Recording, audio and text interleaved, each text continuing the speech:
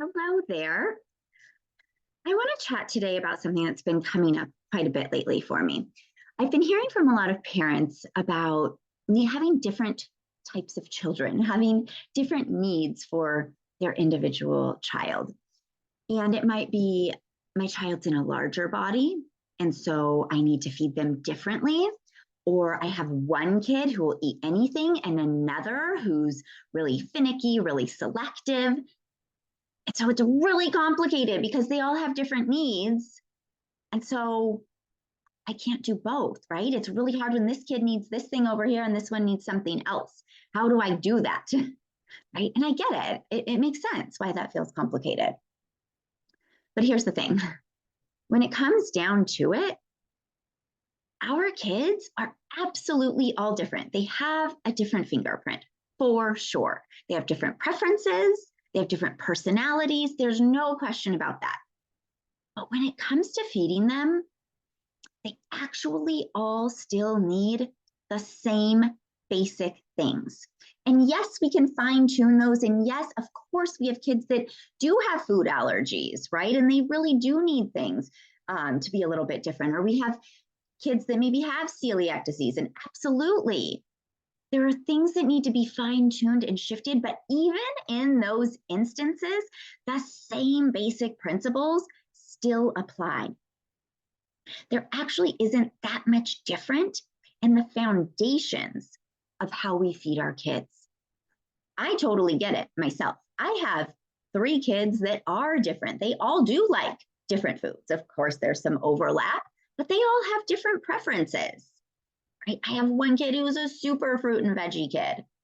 Another one who hardly touches them at all, but he wants like all the sauces, all the foods that people would consider to be more hearty, right? More caloric, more dense. Okay. I have kids that have different preferences too, and different personalities. In fact, we had a whole shebang this morning about shoes. And my husband was like, oh my gosh, he is relentless.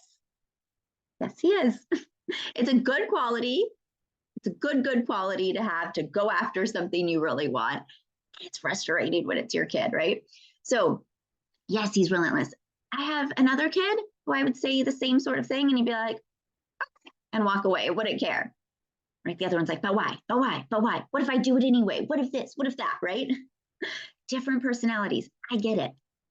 That doesn't mean that they need completely different things. Maybe I do need to be more thoughtful in my tone or the way that I say things. Sure. They still need the same basic things. They still need connection. They still need love. They still need autonomy, right? And they still need structure and boundaries. And the same thing is true when it comes to food. Our kids need places to have that autonomy and control, and they need us to hold appropriate and supportive structure and boundaries. They need both. It's just like a car, right? The purpose of a car is for it to take us places, right? For it to be able to go on the road and to take us places, for it to get us to destinations. We'll have that same basic goal in mind. Okay? But we might have different makes of cars, right? But they're still going to have the same systems. They still need some sort of fuel. They still need a way to be able to steer, right? If they have to have a way to get the gas going and to stop it with some sort of brake. They need those same basic systems in place. And the same is true when it comes to our kids. They need those same basic systems in place. They need for us to be able to provide them a variety of foods, right? To have some structure for when food's available, when it's not, for about what food is offered, right? They need that structure, and they also need to have control and autonomy over their bodies. They need those systems. Because we all have the same goal, right? When it comes to a car, the purpose is, right, for it to take us places, like we said, for it to be able to go on the road, for us to be able to direct it. When it comes to kids, we still have the basic things in mind. At least as far as I'm concerned, the work that I do is about getting our kids to tune into their body cues, to be able to self-regulate. to be able to eat a variety of foods and not be preoccupied or feel out of balance with certain types of foods. To have that overall healthy relationship with food. We are taking all of our kids on that same road. Maybe it looks slightly different for some of them. Maybe we have to put a lot more energy into one of the systems than another, but the systems are still there. And I think this is really important because it's really not different for different kids. It doesn't matter their body size. It doesn't matter their food preference. If there are holes in the system, like if there's a leak in the gas tank, you can't just keep pouring gas into it, right? The car is not going to run properly. So we have to be able to look at those foundations and say, is there a leak somewhere in the system? Sure, we have to patch that hole over here or patch a different hole, maybe in the way that we're providing food, maybe in the structure of the day. We have to be able to patch those different holes, but the systems are still the same. So yes, you might need tweaking, but we have to identify first what the issue is, right? Am I out of gas or is there a hole in the gas tank? Right? Are my brake pads gone? Is the power steering fluid gone? Or is there something completely wrong with the steering wheel? We have to be able to look at that. And it's honestly not that complicated. Sure, feeding kids is complex. I don't want to minimize that. It is, but we often overcomplicate it by thinking they need so many different things.